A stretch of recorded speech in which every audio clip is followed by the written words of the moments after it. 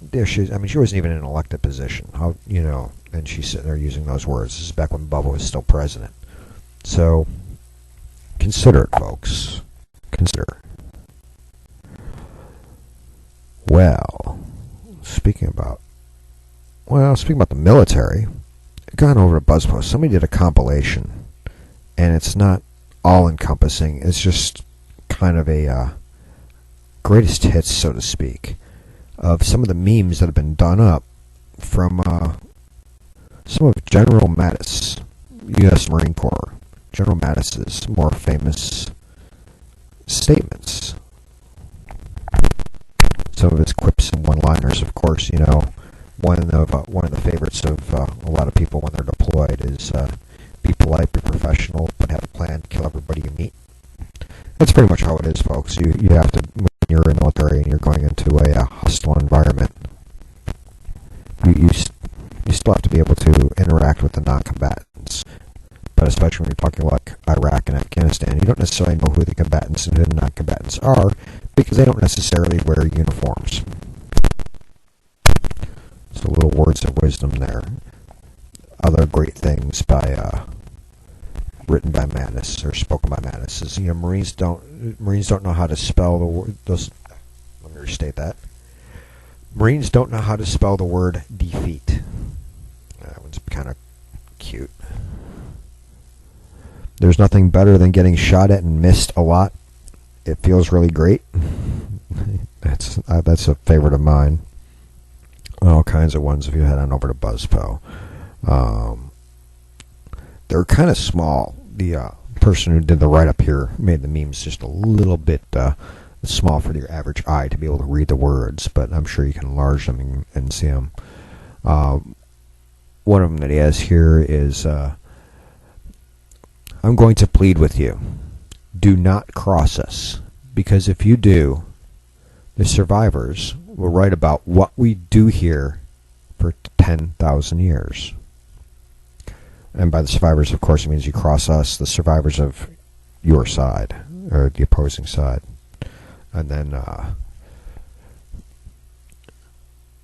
you are part of the world's most feared and trusted force.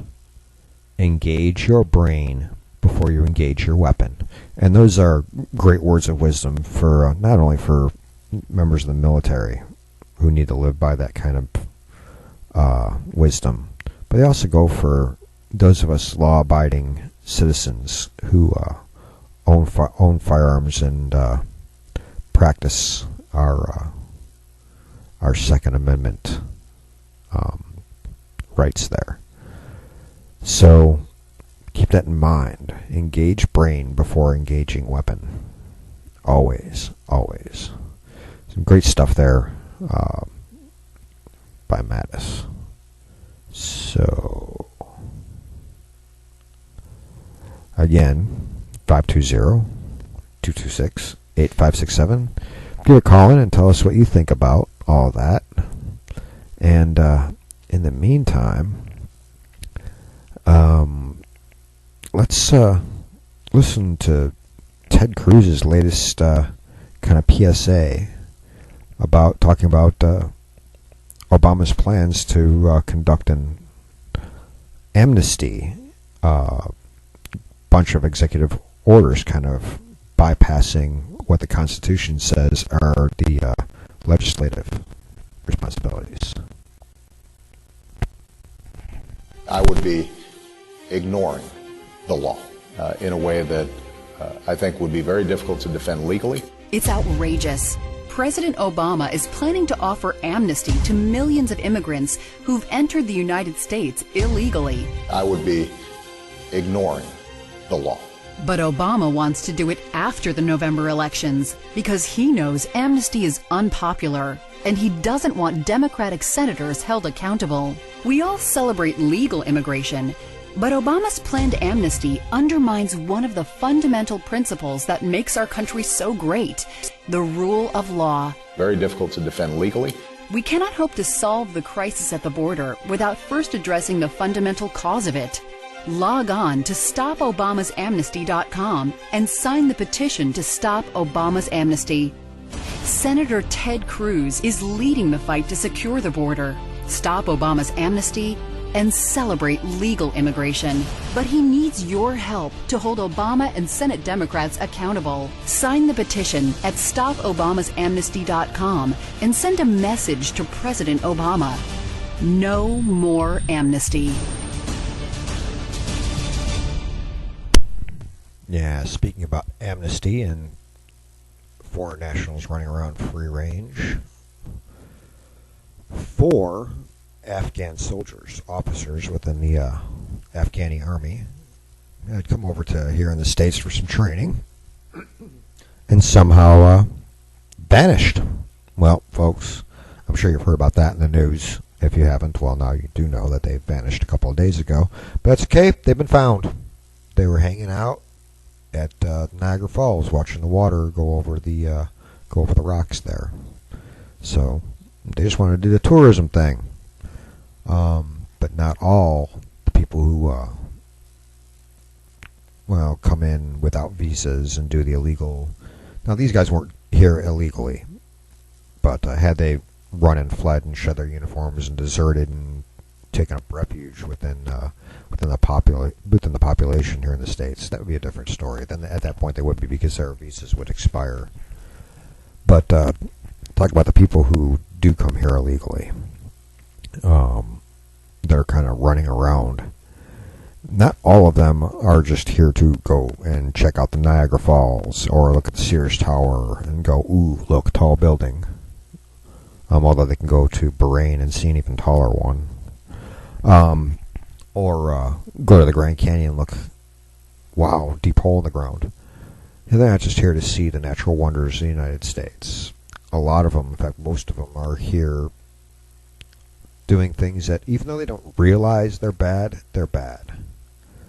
They come and they have, in order to stay here, they end up stealing identities. Because they have to have identification to get a bank account, in order to get paid, in order to get a bus pass, in order to get a credit card. In order to do just about anything here in the States requires some form of identification. So they steal identities. Right there you're talking about fraud and grand theft. You're talking about felonies. So they broke the law in crossing the border, and they break the law in attempting to stay here. Well, that's if that's the only bad things they do. If they're not involved in drunk driving, sex slavery, regular slavery, drug trafficking, etc., etc., etc., etc., etc. So, or just squatting, which is criminal trespassing. So, consider all that. I mean, especially when you think about that, what we're talking about with amnesty, and just saying, okay, we're just going to blanketly allow you, all you criminals, to just stay here and keep doing criminal things. Not exactly a big fan of that, folks. I don't know about you. You might say I'm being a little bit hyperbolic in my statement there, exaggerating it a little bit, but it's kind of the way I see it, and I can't see any way around looking at it from that perspective. And I've heard the other arguments, but it doesn't change the core facts. They came here illegally. They're not undocumented. They have birth certificates from back where they were born. They just decided to illegally enter our country and then break the law in staying here and doing what they have to do to stay here, which is usually another illegal act. Well, over this past summer, folks, if you remember, oh, how soon so many forget, we had this huge wave upon wave, this deluge of unaccompanied minors coming from, primarily from South and Central America, as well as several people coming in that took the whole rent-a-kid deal from the human traffickers, bringing the kids across that weren't really theirs. They just claimed it at the border, thinking it was going to be an automatic pass to stay here. Now, most of these people are kind of free range right now. They're out there roaming around. They're trying to keep tabs on them, but some of them they kind of lost the tabs of, hoping that they show up for their deportation hearings, and hopefully they do, They may not. Now, some of them, of course, are being fostered by people who are doing the right thing and keeping tabs and checking in routinely with the powers that be within the justice system and ICE and DHS and the other alphabets involved in that. Other ones, not so much. Some of them are getting lawyers and trying to do what they can to stay here. Other ones are just running and hiding. But there's no real way of keeping tabs on them and making sure that they're not doing more of the wrong thing. Well, ICE, the Immigration and Customs Enforcement, along with the Border Patrol, are making sure that we don't have that kind of situation again, or at least that's their plan. They're opening a new facility in Dilley, Texas. And this new facility is going to hold up to 2,400 detainees, people who are pending their deportation hearings or processing, etc., etc. And it's going to be run by a private company who's going to be contracted, and they've already broke ground and they're starting to build it, and it should be up and fully operational within 210 days. And it's going to, allow for amenities for all the people while they're staying there, because they haven't been convicted yet of their crimes. But they're going to get television and a bed to sleep in and 3 meals a day, plus probably additional snacks and clothing and showers and water and medical care and immunizations, etc., etc., etc. Better conditions than are, not much better, but slightly better conditions than our convicted felons get, which is better than some free-range law-abiding citizens get these days. But still, they can get all these nice amenities while they're waiting for their processing, and some of them will end up staying, and most of them will probably end up being deported, but at least this way they're kept someplace where we can keep an eye on them and keep them safe. And not that I'm a big fan of concentration camps, but on the flip side, these people are they're not convicted criminals. They're suspected criminals awaiting trial. So unless they can bond themselves out, then maybe they should sit in lockup and awaiting a trial. It's the way it happens with U.S. citizens, right? You can't afford your bond, you sit in jail until your trial comes. Pre-trial confinement. Well, there you go. That's all it is. Well, evidently, the American Civil Liberties Union, the ACLU, doesn't like this idea very much. So they have their own things to say about that. I will be putting that up on BuzzPo later on today. I'll be writing that article up, and you'll be able to read it and get some more of the details.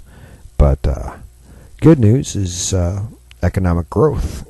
More of it coming to Texas and Dilley, Texas, with some job creations there.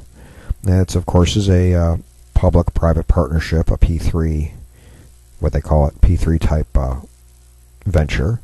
But it's also going to bring other private enterprise or increase it in the town, because building something like that is going to bring more people working there, probably some more people living there to support the efforts of the facility, which is going to mean the need for more amenities, more convenience stores, more grocery stores, more Walmarts, or another Walmart, one anyway, which of course is going to mean more businesses, which is going to mean even more jobs and a few more people and more economic growth and revenue. So it's kind of a good thing. Then again, the residents of Dilley, Texas ain't all that happy, because they're about to have a prison for a bunch of non-U.S. citizens sitting in their town. And, if it were me, I don't know if I'd be too happy about that being, in my town either. But it is a economic opportunity. So again, the ACLU doesn't like it. So that's kind of the news on the immigration front. So all kinds of interesting things going on for this hump day, which I hope so far is going great for y'all folks. That's pretty much the news and information I've got selected for this morning. I'm sure if you really want me to, I can go on another 10-minute rant on something, but I think for now we'll just sit back and just kind of listen to a little bit of religious music as we fade out for the rest of our day.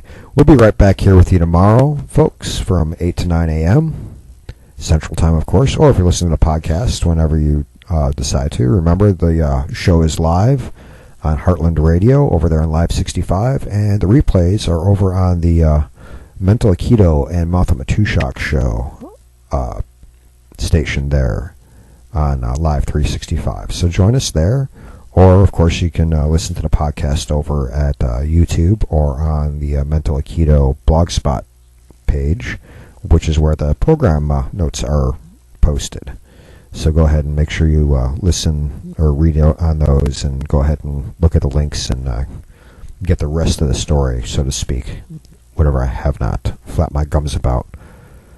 And yeah, of course, and then leave comments at any of the above places, and we'll see them and we'll address them.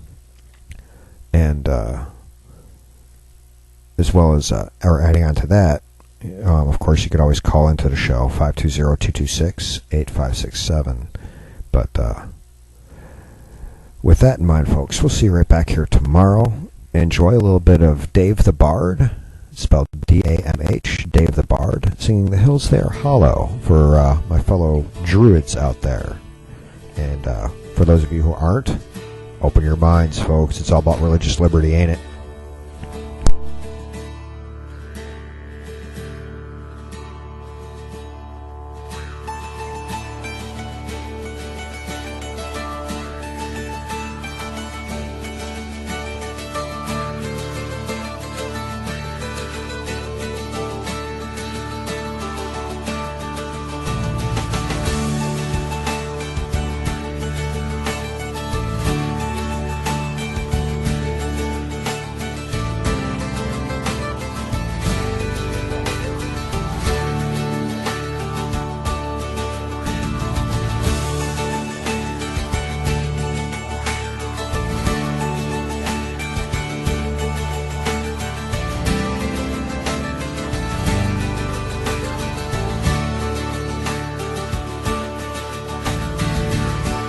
As I walk upon this green land, this land that I love, I see figures of chalk carved into the hillsides above. Sir Abbas, a man so proud, and the long man opens wide the gates of his world and invites you to step inside. And the hills, they are hollow and home to the fae who dance on Midsummer's Eve. Some people don't understand when I say these are the things I believe. These are the things I believe. There is an old circle of stones that stands on the moor. Every moss-covered face tells the secrets of ancient lore.